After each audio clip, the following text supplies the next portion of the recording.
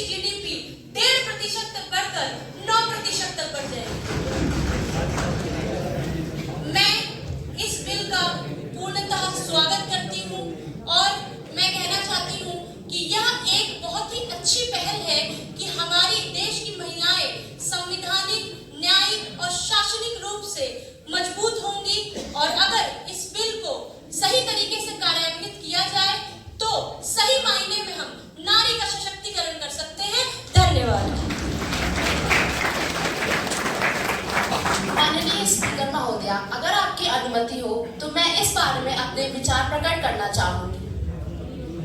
महान नारीवादी महिला सिमोन द पावर ने कहा है, स्त्री पैदा नहीं होती, वो बनाई जाती है। पुरुष उनको अपने अनुसार अपने कार्य, अपनी जरूरतों के अनुसार ढाल लेते हैं, परंतु महिलाएं जननी होती हैं। जिस प्रकार वह अपने बच्चों का, उनके उज्जवल भविष्य का निर्माण एक अच्छे पालन पोषण द्वारा करती हैं, ऐसे ही अगर हमारी महिलाएं संसद में आएगी, अपने विचार प्रकट करेगी, तो वह एक अच्छा स्तंभ खड़ा करेगी अच्छे राज्य के निर्माण के लिए। स्त्री के पास संवेदनशीलता और समझदारी दोनों होती है, जिसकी सहायता से वह अपने विचार, हमारे देश की नारियों के विचार को, उनकी समस्याओं के विचार को सामने लाएगी और उसके लिए एक उचित और कठोर कार्यवाही की जाएगी। प्रत्येक 3 में से 1 महिलाएं किसी भी प्रकार के शोषण से पीड़ित है। वह शोषण किसी भी प्रकार का हो सकता है, यौन शोषण, भ्रूण हत्या, दहेज प्रथा इत्यादि, और ये लगातार बढ़ता ही जा रहा है। इसमें कोई रोकथाम नहीं है। यदि एक सशक्त महिला सामने आएगी और इन समस्याओं को सरकार के सामने रखेगी तो इन पे कठोर कार्यवाही की जाएगी। मैं इस अधिनियम को लागू करने के लिए आदरणीय प्रधानमंत्री का सादर अभिनंदन करती हूँ, हृदय अभिनंदन करती हूँ। धन्यवाद। इसमें कोई दो राह नहीं है कि आज महिलाएं हर क्षेत्र में आगे बढ़ रही हैं और कोशिश कर रही है कि आगे बढ़ती रहे, पर विधायकी या कहें नीति आयोग के क्षेत्र में महिलाओं का योगदान काफी कम है और यह अधिनियम इसीलिए है। यह नारी शक्ति वंदन अधिनियम महिलाओं को न केवल आगे बढ़ाएगा बल्कि समाज की प्रगति के लिए भी आवश्यक है। इस अधिनियम के लिए मैं माननीय श्री नरेंद्र मोदी जी का आभार प्रकट करना चाहती हूँ, उन्हें धन्यवाद कहना चाहती हूँ कि वे इस अधिनियम को लाए। अब मैं आप सभी के समक्ष एक उदाहरण प्रस्तुत करना चाहती हूँ जो कि आपको यह बताएगा कि अगर आयोग में महिलाएं नहीं होंगी तो हमें किन समस्याओं का सामना करना पड़ेगा। जब जीएसटी बिल लागू हुआ था उस समय सैनिटरी पैड्स पे 12% टैक्स लगाया गया था। सैनिटरी पैड्स जो कि महिलाओं के लिए उनकी सुरक्षा एवं उनके स्वास्थ्य के लिए बहुत आवश्यक वस्तु है, ऐसी चीज पर 12% टैक्स। अन्य वस्तुएं जैसे चूड़ी, सिंदूर, बिंदी, इन पे 0% टैक्स। क्या ये सही है? उस समय कार्य प्रणाली में पुरुष ज्यादा होने की वजह से ऐसा निर्णय लिया गया, परंतु अगर वहां महिलाएं होती तो शायद ऐसा ना होता। महिलाएं केवल अपना ही नहीं बल्कि अपने समाज का भी कल्याण करती हैं। महिलाएं हर रूप से सशक्त हैं कि वो आगे बढ़े और ऐसे महत्वपूर्ण निर्णय में अपना योगदान दें। तो मैं आप सभी से यह निवेदन करती हूँ कि इस अधिनियम को लाएं ताकि महिलाएं न केवल अपना तथा अपने समाज का कल्याण कर सकें। धन्यवाद। Where we do not just go with the points like social, economical, but when we talk about women empowerment, it is connected to the political issues. We can easily see that the ratio of the participation of the women is very low. When we talk about in the Lok Sabha, it is only 14%. When we talk about Raj Sabha, it is only 15%. And even when we talk about the state assembly, it varies from 10 to 12% only. So why is it so? Don't we think that it is necessary that yes, the participation must be increased, the participation of the women must be enhanced? How well it is said by Brigham that when you educate a man, you educate a man. But when you educate a women, you educate a generation. So I think that this act must come into the force, and yes, our women should be supported, and yes, our women must be in the hand to hand with the man, because our woman is not less than the man. Thank you. मैं अध्यक्ष महोदया से अपने मत प्रस्तुत करने का इच्छुक हूँ। क्या मैं प्रस्तुत कर सकता हूँ? जैसा कि यहाँ पे आरक्षण की बात हुई तो मैं आरक्षण में थोड़ा पीछे जाना चाहूंगा। बात 1996 की, जब श्रीमती गीता मुखर्जी जब ये अधिनियम लाई तो वहां पे उन्होंने ये अधिनियम पे बोला कि ओबीसी की महिलाओं के लिए भी आरक्षण होना चाहिए। आज इतना टाइम बीत गया, ये अधिनियम पारित भी हो गया, मगर ओबीसी की महिलाओं के लिए कोई भी आरक्षण नहीं है। क्या जैसे कि हमारी मंत्री महोदय ने बताया कि जो महिलाएं हैं वो देश की जीडीपी में बराबर की हिस्सेदारी मांगती है। अगर वो महिलाएं जीडीपी में ऊपर जाएंगी, पार्लियामेंट में आएंगी, तो वहां पे देश की जीडीपी बहुत आगे बढ़ सकती है। क्या ओबीसी की महिलाएं जीडीपी में कोई उनका योगदान नहीं होगा? क्या ओबीसी की महिलाएं कोई समानता का उनका कोई अधिकार ही नहीं है? क्या वो कोई भी आर्थिक व्यवस्था में किसी भी क्षेत्र में क्या कोई उनका योगदान नहीं है? क्या उनको ओबीसी की महिलाओं को ये सम्मान नहीं मिल सकता, या वो ये योग्य नहीं है? मैं ये आप सभी से उत्तर चाहता हूँ। जैसा कि मेरे सदस्य मित्र ने कहा कि तो मैं उनकी मत पे अपना मत देने के लिए आपसे अनुमति चाहूंगा लोकसभा अध्यक्ष महोदय। तो मेरे सदस्य मित्र ने कहा कि ओबीसी को जो है इसमें हिस्सेदारी नहीं दी गई। तो मैं बताना चाहूंगा कि संविधान के अनुच्छेद 243 के तहत किसी भी उसमें ओबीसी को आरक्षण नहीं दिया गया, उसमें बस एससी और एसटी के आरक्षण का प्राविधान है। और अगर ये इस बिल में हम ओबीसी को आरक्षण देते तो एक तरह से असंवैधानिक होता और जो है ये एक तरह से गैरकानूनी होता और आगे चल के इसको खारिज भी किया जा सकता था। तो पार्लियामेंट में नहीं है, ये आरक्षण पार्लियामेंट में है। उस आरक्षण और इस आरक्षण में बहुत अंतर है। वो शिक्षा के क्षेत्र में आरक्षण है। अगर पार्लियामेंट की बात करें तो पार्लियामेंट में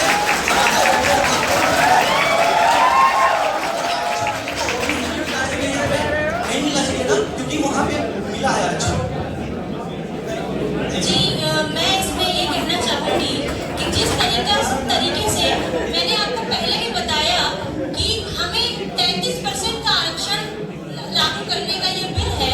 इस 33% में से 1/3 भाग सिर्फ SC/ST महिलाओं के लिए है और बाकी सारे सामान्य वर्ग और ओबीसी वर्गों के लिए है। क्या अगर वो नारी कैपेबल है तो क्या वह इसमें नहीं आ सकती है? क्या वो आगे नहीं बढ़ सकती है इसको लेकर के? सबसे पहला मानना यह है कि जो भी आज तक अधिनियम लागू किए गए हैं वह जनता के हित में लागू किए गए हैं, उनको उनके निहित में नहीं लागू किए हैं।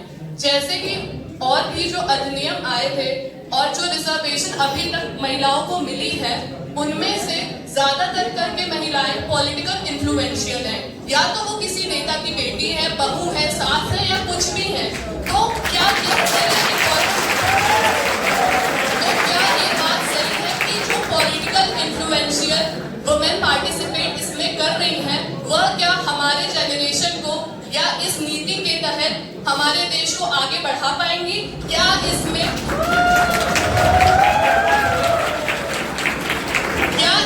आम महिलाओं का कोई भी अधिकार नहीं है? क्या वह हमारे देश की भागीदारी में उनका कोई भी मत जरूरी नहीं है? धन्यवाद। मैं अध्यक्ष महोदय से अनुमति चाहूंगा कि प्रस्तुत करूं। तो जैसा कि मेरे मित्र ने यहाँ पे कहा कि जो महिलाएं हैं उनको ये चीज़ का अधिकार नहीं दिया गया है, तो मैं ये कहना चाहूँगा अगर यह बिल पास होता है तो 33% तक का इसमें प्रावधान है, जिसमें कि जो नॉर्मल महिलाएं, जो लोकल महिलाएं हैं। अनुमति चाहूंगी। जैसा कि आप महोदया आपने कहा कि जो एक्ट पास हुआ है इसमें जो भी इन्फ्लुएंशियल विमेन्स हैं वो बात कर रही हैं। इस एक्ट या इस अधिनियम के पास होने से पहले इन्फ्लुएंशियल विमेन ऑलरेडी हमारे पार्लियामेंट में प्रेजेंट है। इस एक्ट के थ्रू मैं आपको एक एग्जांपल से समझाना चाहूंगी। अगर इस इंस्टीट्यूट में सारे ही पुरुष पढ़ रहे होते तो क्या आपके फैमिली मेंबर्स क्या ये सेफ फील करते कि वो आपको इस इंस्टीट्यूट में भेजें?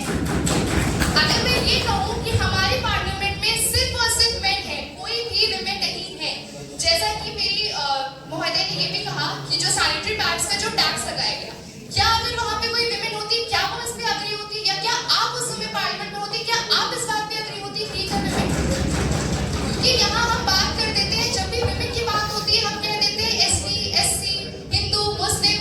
Women is all about women. इससे कोई एजेंडा बनाने की जरूरत नहीं है कि हम इसे बार बार divide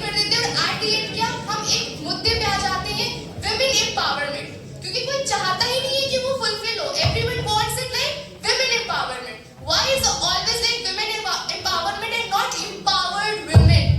That is my point. Thank you. मैं इस स्पीकर महोदया से एक बार पुनः अनुमति लेना चाहूंगी कि मैं अपनी बातों को सही प्रूव कर सकूं. मैंने ये नहीं कहा कि औरत जो पॉलिटिकल इन्फ्लुएंशियल औरत है उनको हम यहाँ पे रिजर्वेशन दे रहे हैं. मैंने ये कहा कि उनको पहले से ही हमारे पॉलिटिक्स में इन्वॉल्व किया गया है, स्टार्टिंग से ही.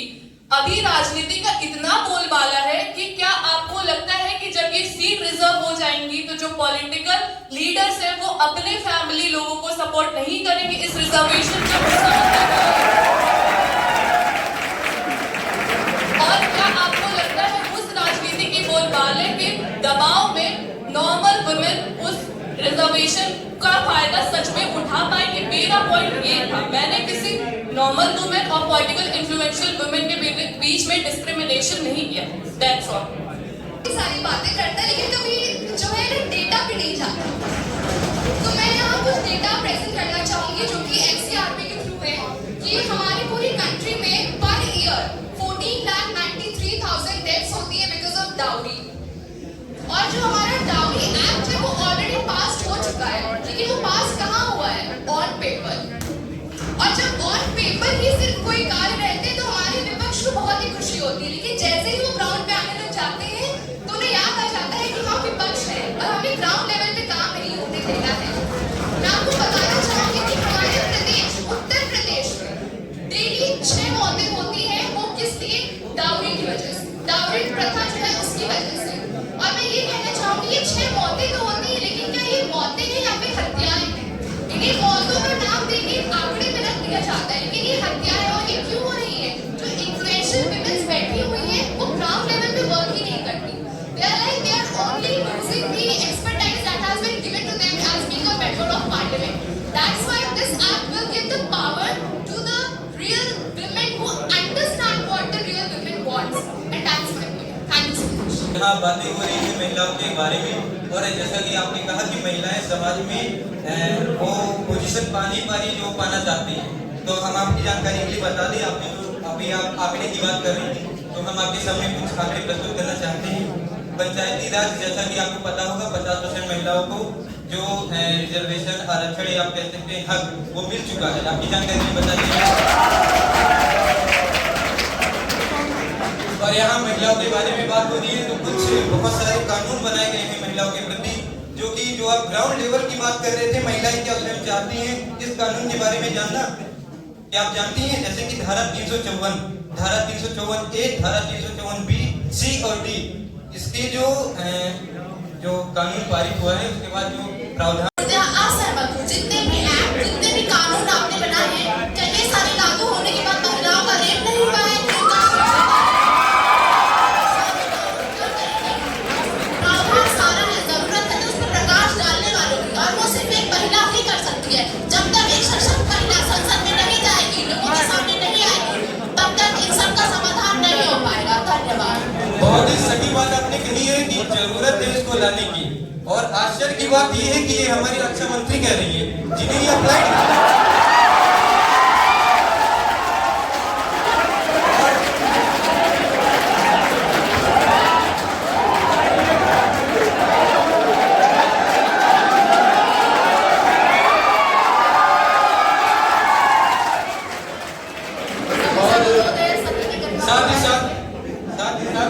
ये कहना चाहता हूँ कि महिलाओं के जो अपराध कम करने के लिए आपकी जानकारी के लिए बता दूं कि यूपी पुलिस में और 1090 जैसी हेल्पलाइन अवेलेबल है और ऐप के द्वारा आप वहां पे आप क्लिक करेंगे आपकी कॉल जो है वो पुलिस तक जाएगी. और अगर ऐसा नहीं होता है फिर आपको जो सरकार है जो पुलिस है वो आपको ट्रैक करेगी और आपको कहीं ना कहीं महिलाओं के प्रति ये सुरक्षा का नियम बनाया गया है. मैं पूछना चाहता हूँ क्या महिलाएं इसके प्रति जागरूक हैं? क्या यहाँ पे आप अगर देखेंगे तो यहाँ जो समानता है वो बराबर चल रही है. यहाँ 50% महिलाएं हैं. पक्ष विपक्ष को मिलाया जाए जो कि है. और क्या 33% महिलाओं जो आरक्षण दिया जा रहा है सरकार के प्रति वो क्या 33% जरूरी है? क्योंकि महिलाएं जो मतदान दे रही है लगभग 50% है और जो 33% है वो SC और OBC क्यों है? कृपया इसको क्लियर करें. जिस तरह से आपने कहा कि यहाँ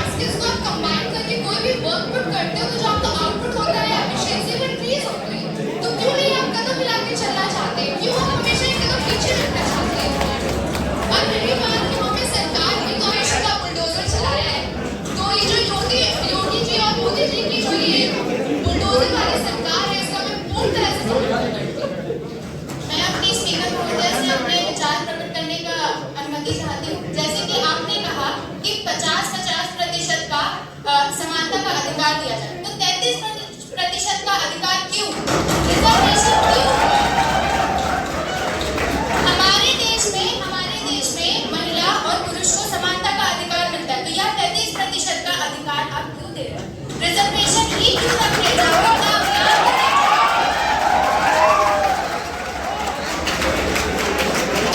आपने सच में एक लाइव एग्जांपल दे दिया है कि आपने कहा कि आप जागरूकता अभियान क्यों नहीं चला रहे हैं। जिस दिन से भारत आजाद हुआ है उसी दिन से जागरूकता अभियान चल रहा है, लेकिन कुछ ऐसा विपक्ष है जो आज तक जागरूक नहीं हो पाया है। इसलिए 33% के अगर इतना ज्यादा एक उत्सुकता आप सबको होगी, तो हमने सोचा कि हम धीरे धीरे इक्वालिटी की तरफ जाते हैं, अचानक से इक्वल हो जाएंगे तो कहीं कुछ लोग डिमोटिवेट ना हो जाए। तो ये हमारी सोच है कि हम किसी को डिमोटिवेट भी नहीं करना चाहते और ये समझाना चाहते हैं कि महिलाओं को सिर्फ एज अ होम मेकर देखा जाता है। तो आपको ये समझने की जरूरत है that women are not only home makers। ये कह रहा है कि ठीक है, महिलाओं को हम 33% का आरक्षण मांगते हैं क्योंकि उनकी भागीदारी देश की जनसंख्या में 50% है, वैसे 942,000 का लिस्ट है। लेकिन अब मैं पूछना चाहता हूँ, ट्रांसजेंडर के बारे में आपने क्या सोचा है? उनका भी 0%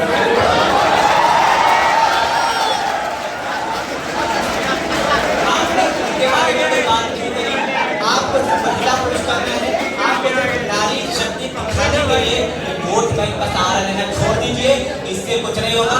रातल में आइए, सबके बाद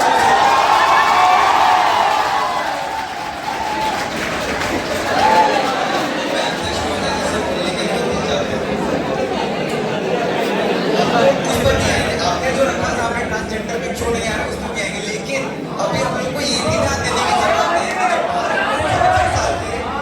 भारत के 70 साल के इतिहास में इलेक्टोरल पॉलिटिक्स में केवल 15% तक महिलाएं बढ़ पाई हैं।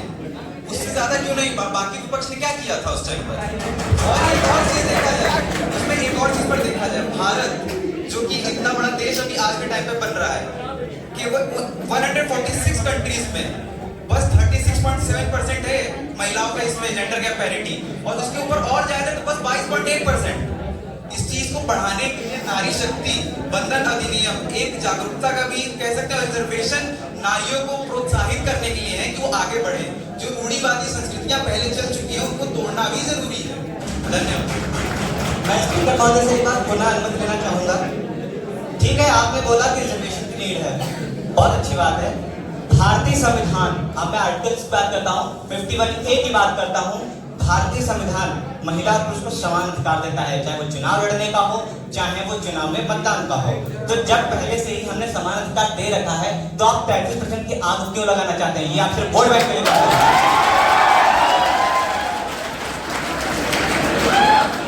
कहा कि जो है हमको आग क्यों लगा रहे हैं। तो अगर आप कह रहे हैं कि आग क्यों लगा रहे हैं, तो आप अपने जो विपक्ष हमारी पिछली सरकारों में है, तो आपने अगर समान अधिकार था तो आपने उनको सीट क्यों नहीं दिया? आप अगर देखा जाए आप कितनी सीटें उसमें आप महिलाओं को देते ही नहीं है।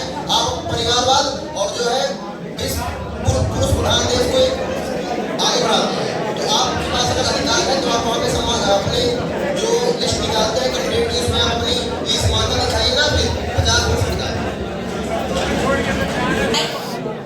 As you said that seats were available, the rules that are in the constitution, they are not gender specified. Seats were available previously also. सीटें थी, पहले भी थी, महिलाएं खुद ही नहीं आगे आती थी। उनके पास lack of awareness है, lack of opportunity नहीं है। Opportunity उनके पास थी, उनके पास awareness नहीं थी, उन्हें पता ही नहीं था कि वो किस चीज की capable हैं, क्योंकि उन्हें दबाया जाता था, उन्हें हमेशा से ये बताया जाता था कि वो घर के कामों के लिए बनी है। तो रिजर्वेशन प्रोवाइड करने से सोल्यूशन नहीं आएगा, अवेयरनेस प्रोवाइड करने से आएगा। और रिजर्वेशन तो पहले से बहुत सारी जगहों पे उसको लेके फाइट चल रही है कि रिजर्वेशन हटाया जाए, तो एक नया रिजर्वेशन ला के ये प्रॉब्लम कैसे सॉल्व होगा? महोदया, तो अभी क्या कहना चाह क्या रहे हैं? आपके कहने का मतलब है कि नारियों ने अपना पार्टिसिपेशन खुद ने दिया, भाई इनको दबाने वाले खुद एक पुरुष थे। और आप कह रहे हैं कि नारियां क्या है? एक नारी को जन्म देने वाली भी नारी है और एक पुरुष को जन्म देने वाली भी एक नारी है। तो नारियां कब है ये तो आप अभी कह ही नहीं सकते महोदया।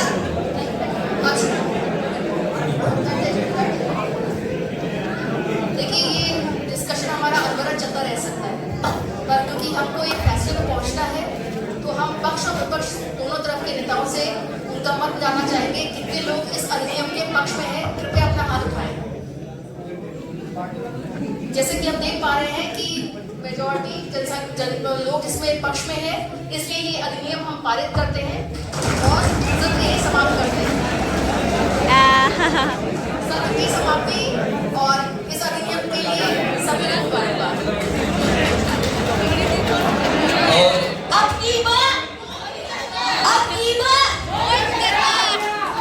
जय श्री राम, जय श्री राम, वंदे मातरम, वंदे मातरम, जय हिंद। अब की बार 400 पार।